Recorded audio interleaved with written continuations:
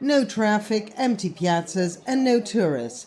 This is Holy Week in Rome this year, the eternal city as no one could ever have imagined. Surreal due to the coronavirus outbreak.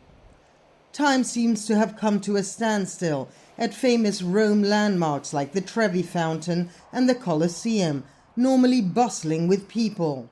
Rome Mayor Virginia Raggi said Rome is deserted and Romans are taking seriously the new rules of daily life needed to stop the deadly virus from spreading. On Palm Sunday, the start of the Holy Week, a solitary Pope Francis addressed the world's faithful from an empty St. Peter's Basilica. The tragedy we are experiencing in these days summons us to take seriously the things that are serious and not to be caught up in those that matter less.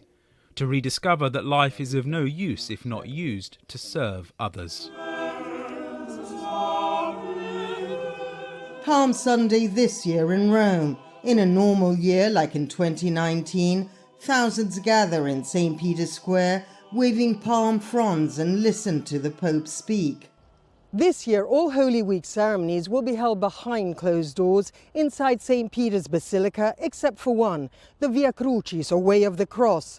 That solemn moment that recounts when Jesus died on the cross will be held on Friday evening in an empty St. Peter's Square. The Way of the Cross is traditionally a candlelit procession held at Rome's ancient Colosseum and attended by tens of thousands of faithful.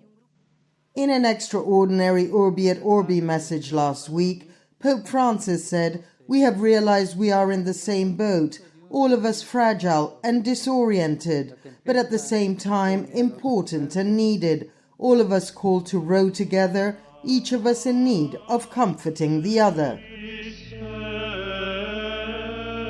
On Sunday, eyes and hopes will be on an empty St. Peter's Square, from where Pope Francis will deliver his Easter message.